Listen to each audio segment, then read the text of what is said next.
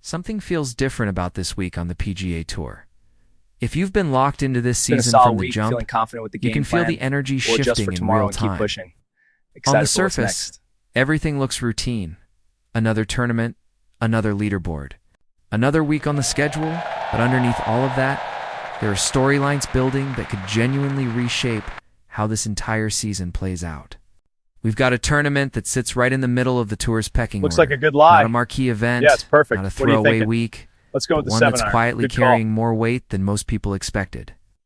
And right alongside that, something completely unexpected just went down with one of the most informed players in the world, and it caught just about everyone off guard. These two things might seem unrelated at first, but they're connected in a way that tells you a lot about where the PGA Tour stands right now, especially this far into the season. If you're a real golf fan, this is exactly the kind of week that deserves your full attention.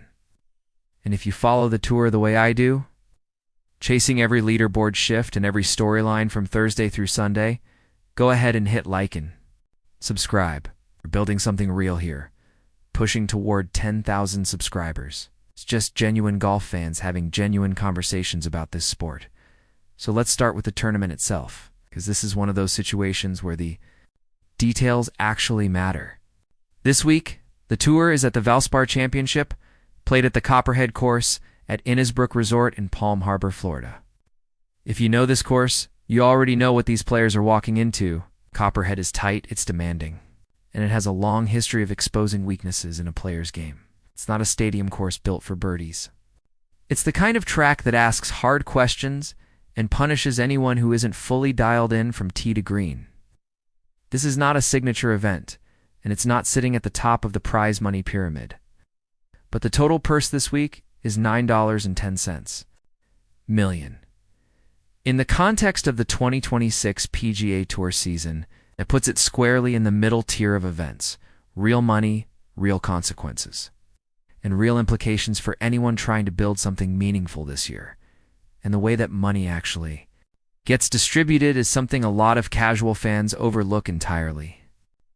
Most weeks on tour, including this one, there's a cut after 36 holes. The top 65 players and any ties advance to the weekend. Everyone else packs their bags and goes home without a paycheck. The purse structure is designed around that group of 65, but here's something most people don't realize. If more players make the cut than expected, the tour doesn't just compress the payouts. They actually expand the total purse to make sure every additional player still receives compensation consistent with the official distribution percentages. So that $9.1 million figure is technically a baseline, not a ceiling. The final number can grow depending on where the cut line falls and how many players end up on the right side of it. For the players who do make it through, the reward is significant. The winner this week takes home $1,638,000.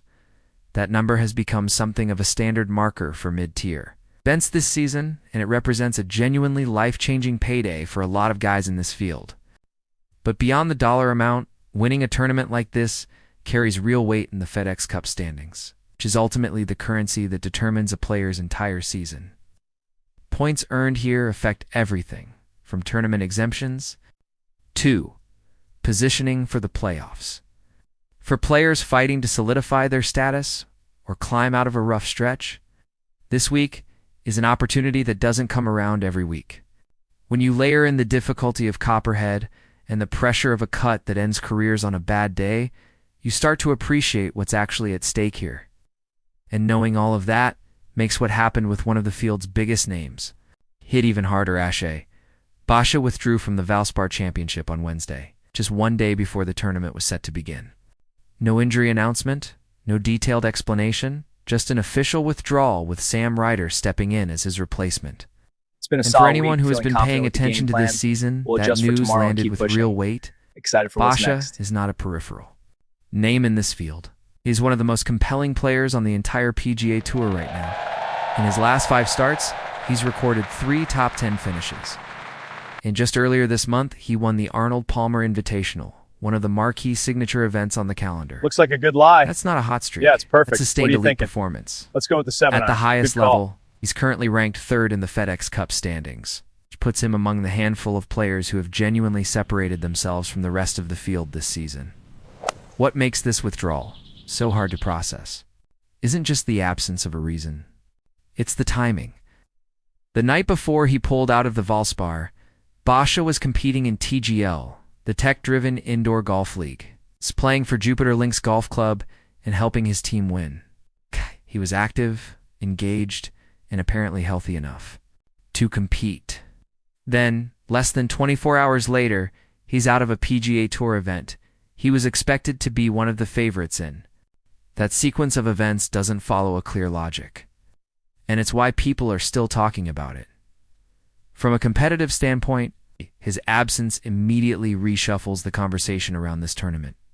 Players like Matthew Fitzpatrick and Jacob Bridgman have moved higher up on people's radar, both in terms of outright contention and in fantasy and daily contest formats like DraftKings. But the competitive reshuffling is almost secondary to the broader question this withdrawal raises.